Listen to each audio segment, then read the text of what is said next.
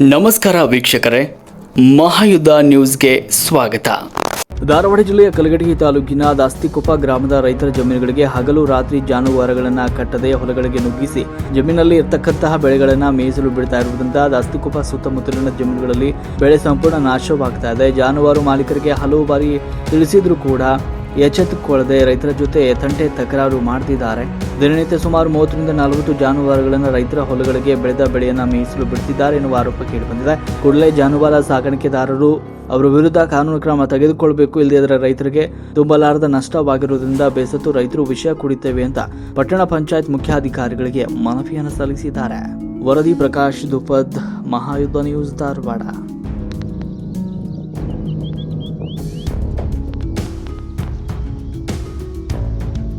ಇಲ್ಲಿ ದನ ಬಿಡ್ತಕ್ಕಂತ ಸಾಕಾಣಿದಾರಿಗೆ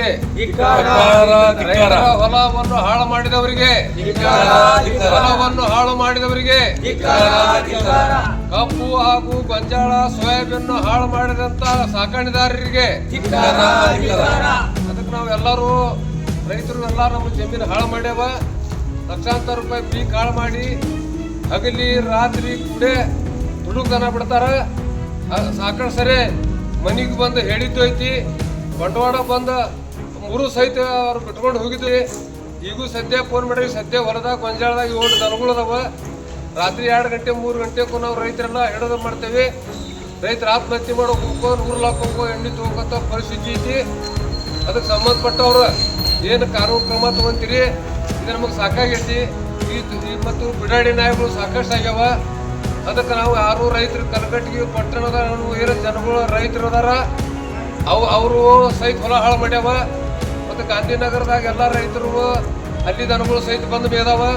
ಅದಕ್ಕೆ ರೋಡ್ ಮೇಲೆ 50-100 ದನಗಳು ಒಮ್ಮೆ ಹೊಲ ಹೋಗ್ತಾರೆ, 100-200 ದನ. ರಾತ್ರಿ ನಾವು ಎಲ್ಲ ಕಷ್ಟಪಟ್ಟು ಹಿಡಿಯಾಕತ್ತೇವಿ. ಸಿಪಾಯಿಗಳು ದಮ್ಮು ಕೊಟ್ಟಿದ್ದು ಅದಾವು, ವಿಡಿಯೋಗಳಿಗೆ ದಮ್ಮು ಕೊಟ್ಟಿದ್ದು ಅದಾವು. ನಮ್ಮ ಅಂತಕ್ಕೆ ಅಧಿಕೃತ ಲೇಖಿ ಅದಾವ. ಅದಕ್ಕೆ ನಾವು ರೈತರು ಬಾಳೆ ಮಾಡೋದು ಕಷ್ಟ ಆಗೈತಿ. ಅಧಿಕಾರಿಗಳು ಮುಂದೆ ಏನು ಕ್ರಮ ತಗೋರಿ. ಈಗ ಸದ್ಯ ಆಗಲೇ ಮುಖ್ಯಾಧಿಕಾರಿ ಇದರ ಫೋನ್ ಮಾಡಿದ್ರೆ ಗೊಂಜಾಳ ಮತ್ತೆ 7 ದನ ಬಂದಾವ ಸದ್ಯ ಅಂತೇಳಿ. ಅದಕ್ಕೆ ನಮಗೆ ದನ ಹಿಡಿಯಕ್ಕೆ ಆಗೋಲ್ದು. ಭಾಳ ದನಗಳು ಓಡಾಡ್ತಾ ಸಿಗುದಿಲ್ಲ, ಎಲ್ಲ ಕಬ್ಬು ಸತ್ಯಾನಾಶ ಆಗ್ಯಾವು. ಅದಕ್ಕೆ ಮುಂದೆ ಏನು ಕಾನೂನು ಕ್ರಮ ತಗೋತೀರಿ ಇದನ್ನ ಮಾಡಿರಿ. ನಾವು DC ಅವ್ರು ಕೊಡ್ತೀವಿ, SP ಅವ್ರಿಗೆ ಕೊಡ್ತೀವಿ, ನಿಮ್ಮ ಮುಖ್ಯಾಧಿಕಾರಿಗಳು ನಿಮಗೂ ಮನವಿ ಕೊಡಕ್ಕೆ ಬಂದೇವಿ. ಮಾನ್ಯ ಸಚಿವರಿಗೂ ಸಂಬಂಧಪಟ್ಟಾರೆ ನಾವು ಇಡೀ ಗ್ರಾಮಸ್ಥರು ಬಂದು ಕೊಡ್ತೇವೆ.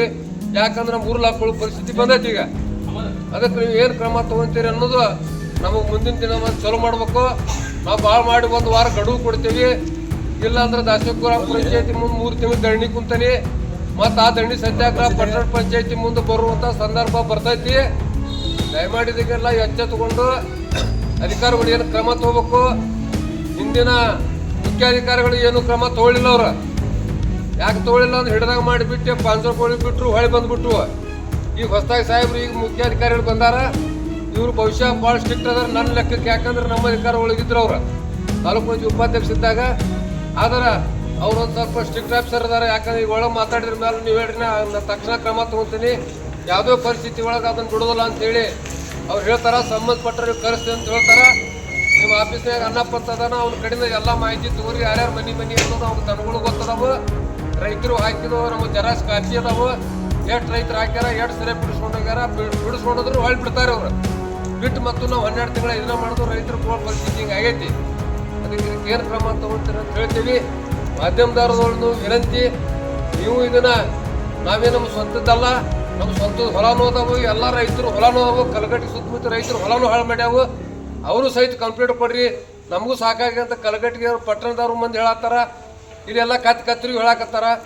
ಅದಕ್ಕೆ ನಾವು ಉಗ್ರ ಕ್ರಮ ತಗೋಬೇಕು. ಕಠಿಣ ಕಾನೂನನ್ನು ಉಪಯೋಗ ಮಾಡಿ ನಿಮ್ಮ ಅಧಿಕಾರ ವ್ಯಾಪ್ತಿ ಏನೈತಿ ಅದನ್ನೆಲ್ಲ ನೀವು ಸದುಪಯೋಗ ಪಡಿಸ್ಕೊಂಡು ಕ್ರಮ ತಗೋಬೇಕಂತ ನಮಗೆ ವಿನಂತಿ ಐತಿ. ಅದಕ್ಕೆ ದಯಮಾಡಿ ಇವನ್ನೆಲ್ಲರೂ ಬಂದ್ ಮಾಡಿದ್ರೆ ನಾವು ರೈತರು ಉಳಿತೇವೆ. ರೈತರು ಬೆಳೆದಾಗ ನಾವು ಸೋಯಾಬೀನ್ ಅಂತಿ ಪರಿಸ್ಥಿತಿ, ಗೊಂಜಾಳ ಎಲ್ಲ ನೆಲಕ್ಕೆ ಹತ್ತಿ ತುಳಿದಾಡೋಗ್ಯಾವು. ರಾತ್ರಿ 2 ದಿನ 3 ದಿನ ವಸ್ತಿ ಇರ್ತಾವಲ್ಲೇ. ಯಾರು ಬರೋದಿಲ್ಲ, ಹುಡ್ಕೊಂಡು ಬಂದು ಕನ್ನಡ ಬಂದು ನೋಡೋದು ಹೋಗೋದು ಬರೋದು. ಇಲ್ಲಿ ಅವ ದ್ಯಾಮಣ್ಣ ಪತ್ರಿನಾರ್ ಅಂತದ, ನಾವು ಹುಡುಗನು ಕನ್ನಡ ಕಿಲಿ ಮುರಿದಿದ್ದಾವ. ಗ್ರಾಮ ಪಂಚಾಯತಿ PDO ಕಿಲಿ ಮುರಿದಕ್ಕೆ ಲೆಟರ್ ಕೊಟ್ಟಾನ. ಅದಕ್ಕೆ ಇಷ್ಟೆಲ್ಲ ನಮಗೆ ದಬ್ಬಾಳಿಕೆ ನಡೆದು ಬಿಟ್ಟೈತಿ. ಅದಕ್ಕೆ ಏನು ಮಾಡಿ ನೀವು ರೈತರನ್ನ ಬಚ್ಚೆ ಮಾಡ್ತೀರ ಮಾಡಬೇಕು. ನಮ್ಗೆ ಏನು ಪರಿಹಾರ ಕೊಡಿಸ್ತೀರಿ ಅದನ್ನು ಕೊಡಿಸ್ರಿ. ಕಾನೂನದಾಗ ಏನು ಅವಕಾಶ ಅದಾವ ಅವನ್ನ ಎಲ್ಲಾನು ಉಪಯೋಗ ಮಾಡಿರಿ ಅಂತೇಳಿ ಸಂದರ್ಭದಾಗ ವಿನಂತಿ ಮಾಡಿ ನನ್ನ ಮಾತು ಮುಗಿಸ್ತೇನೆ.